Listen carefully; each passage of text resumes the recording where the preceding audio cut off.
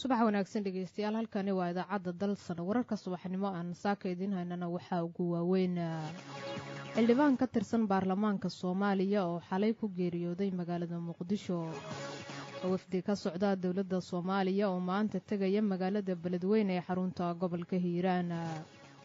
golaha aqalka sare ee Soomaaliya oo maanta kulan ka yeelanaya dhibaatada ka dhalatay fatahaadda uu sameeyey webiga Shabeelle ee ka taagan magaalada Beledweyne. gudoomiyaha baarlamaanka Hirshabeelle oo ku baaqay in wax loo qabto dadka ku dhibaataysan deegaanada Hirshabeelle. hay-adda qaramada midoobay ee dhanka qaxootiga oo ka baaraandegaysa sidii muhaajiriinta Soomaalidu ay ku jirto looga soo saari lahaa xeryaha qaxootiga ee ku yaala dalka Liibiya. saraakiisha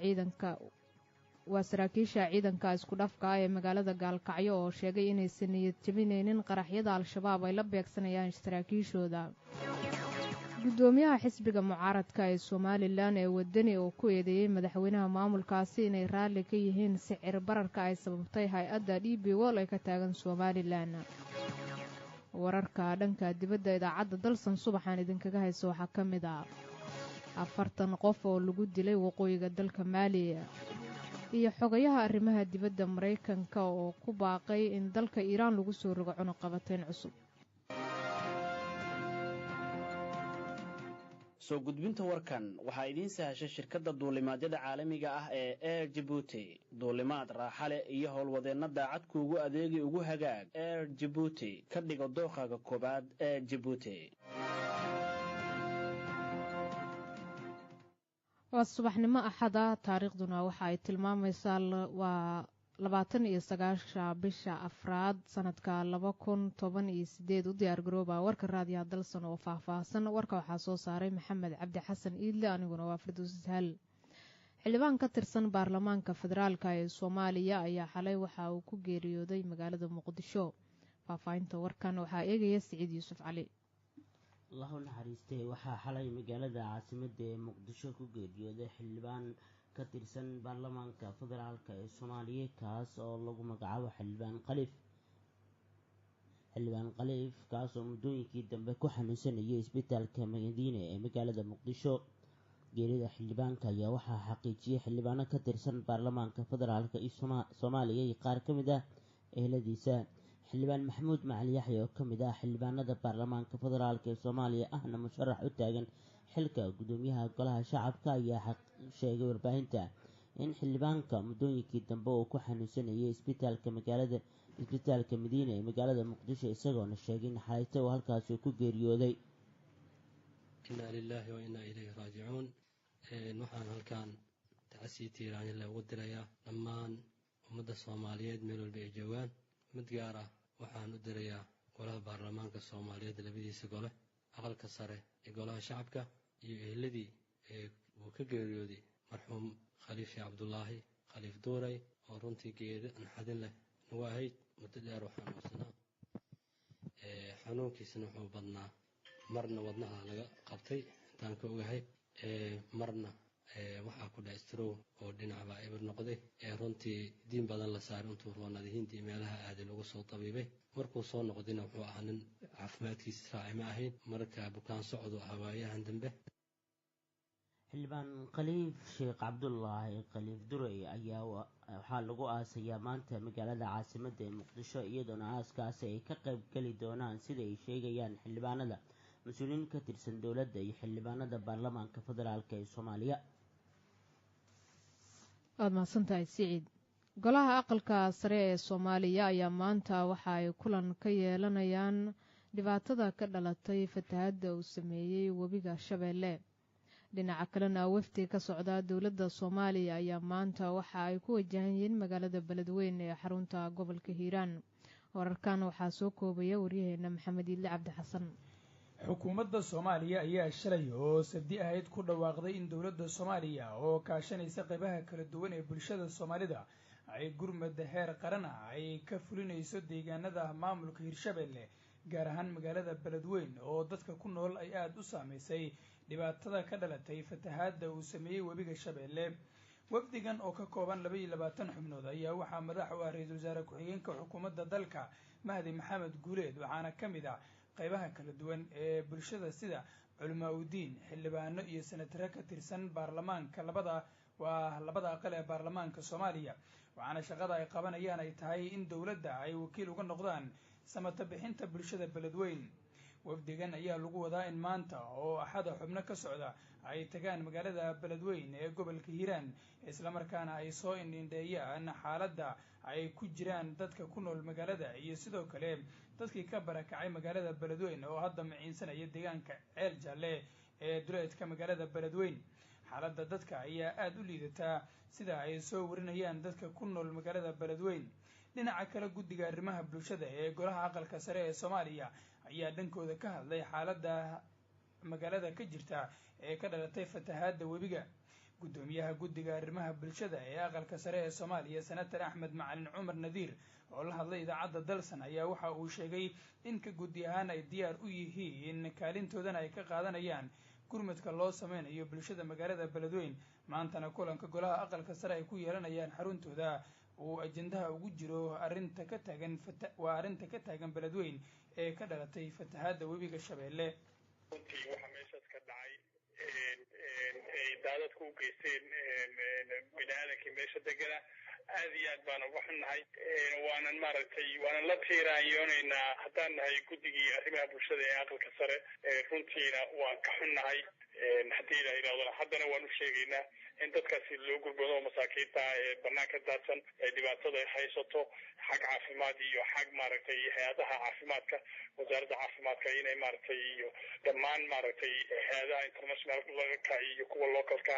iyo dowladda federaalka iyo dadka ilaahay wax siiyey ee soomaaliyeed inay caawiyaan dadka saa darteed waxaan rajaynaynaa insha allah haddii la yidhaahdo haddaan nahay inaga guddiga arrimaha bulshada ee aqalka sare waxaan rajaynaynaa insha allahu baaqa iyagu kuma koobayno halkaas insha allah waxaan rajaynaynaa in lagaga hadli doono arrimahaasi aqalka sare ajendaha wuu ku jiraa aqalka sare bixi loogaga hadli doonana haddii la yidhaahdo magaalada beledweyn ee gobolka hiiraan iyo deegaanada kale ee hirshabeelle ayaa waxaa ka taagan xaalad adag oo ka dhalatay fatahaad webiga shabeelle oo biyo badan keenay uu ka sameeyey deegaanada maamulkaas waxaana bulshadu hadda haysata dhibaatooyin dhinacyo badana mana jirto cid si rasmiya ilaa ay hadda gurmud ugu samaysay bulshada halkaasi ku nool waxaana madaxweynaha maamulka hirshabeelle uu ku baaqay in gurmud deg dega dowladda soomaaliya iyo hay-adaha samafalka iyo cid walba oo haysata ay la soo gaaraan bulshada ku nool deegaanada maamulkiisa gaar ahaan beledweyn oo hadda xaaladdu ay ku adag tahay guddoomiyaha baarlamaanka hirshabeelle ayaa waxa uu ku baaqay in wax laga qabto dhibaatooyinka uu ka mid yahay fatahaadda uu sameeyey webiga shabeelle ee dadka ku nool deegaanada hirshabeelle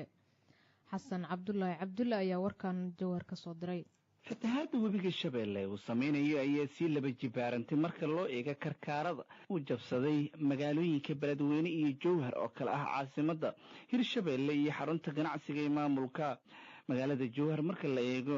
deegaanada qaar fatahaadda webiga ayaa weli socda oo waxaa lagu guulaysan laayahay in la xiro buqda ama meelaha webiga uu karkaarada ka jabsaday sida uu sheegayo mid ka mid a guddoomiyayaasha tuulooyinka ay fatahaadda ku socoto waxaa la keenay maxaan ku idhahdaa tir oo la suuro bahasha marka bahasha sideeda aaday u kacsan tahay yaa waxaad leedahay aan madareemaysay u socdaan laakiin waxaa la galay farsamo xumaana gashay inay bahashas waxaa keenay farsamo xumadaasaa keentay hadda kula hadlayna akhyaarfadhimaa macantii shaqaalaha qaar ka mid a xildhibaanada baarlamaanka hirshabeelle ayaa waxay sheegeen inay u baahan yihiin gurmad deg dega oo lala soo gaaro dadka biyaha webiga ee fatahaadda ay saamaynta ku yeelatay ee ku dhaqan magaalooyinka beledweyne iyo jowhar waxaa ka socda hirshabeelle oo musiibada ah si gaar ah beledweyne waa wax ka weyn maamul goboleedka yacni dhibka ka taagan waxaan leenahay ha ka qayb qaadato dadka dhammaanaya waa dadkeedii dadkaasaa u noqota gacan maanta dadkii reer beledweyne markay baaba'aan haddii markaas muxuu ahay dadka qof inta wax la siinayo qof nool inta wax la siiyaa muhiimadda ay tahay magaaladaas waxay ku nooleed nolosheeda ku tiirsanayd sidii waddan kale oo shisheeye ah AVC-ga ayaa loogu noolaa xildhibaanada ka soo jeeda dowlad goboleedka hirshabeelle hadday yihiin kuwa aqalka sare iyo kuwa golaha shacabka in ay maxaa la dhahaa beledweyne iyo jowhar ay ka soo gaaraan fatahaadka ka dhacay ay og yihiin ogaal ay ku yihiin guddoomiyaha baarlamaanka hirshabeelle cismaan barre maxamed ayaa waxa uu ka sheegay magaalada jowhar in xaalad degdega ay gashay hirshabeelle islamarkaana hay-adaha gargaarka ugu baaqay in degdeg ay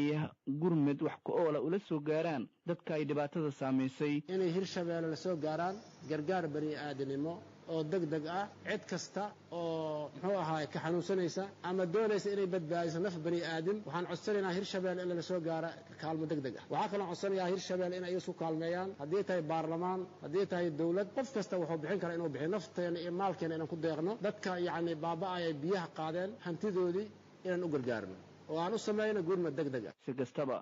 jowhar oo caasimada hirshabeelle ah ayaa waxaa ka saameyn badan midda beledweyne oo sawirro iyo muuqaallo lasoo bandhigay ay muujinayaan in dadka ay xaalad adag ay ku jiraan. xasan cabdulaahi, idaacadda dalsan, jowhar. waa mahadsan yahay wariyaha idaacadda dalsan ee magaalada jowhar xasan cabdulaahi.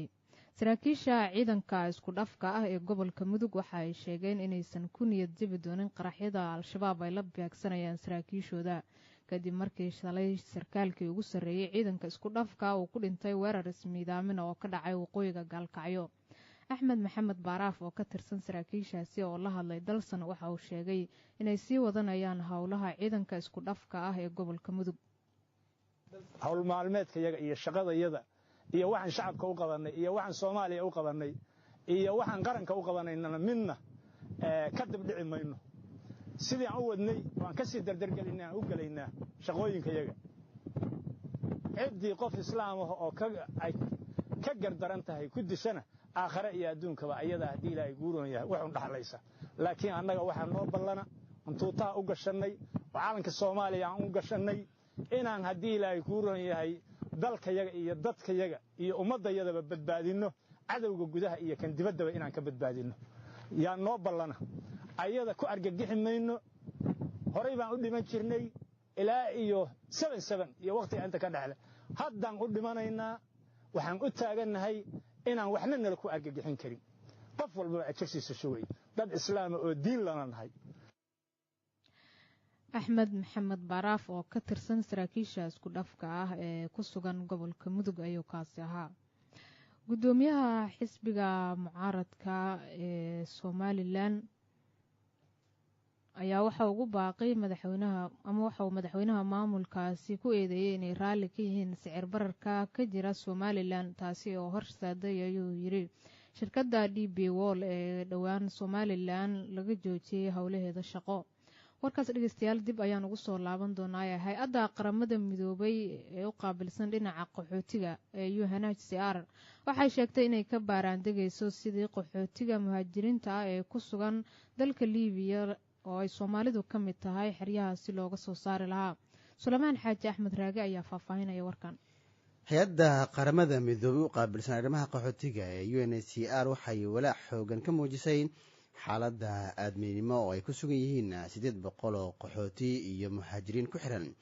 xarunta dadka lagu hayo ee magaalada Sawaara oo qiyaastii 15 kilomitir dhanka galbeed kaga toosan caasimadda dalka Liibiya ee Tripoli.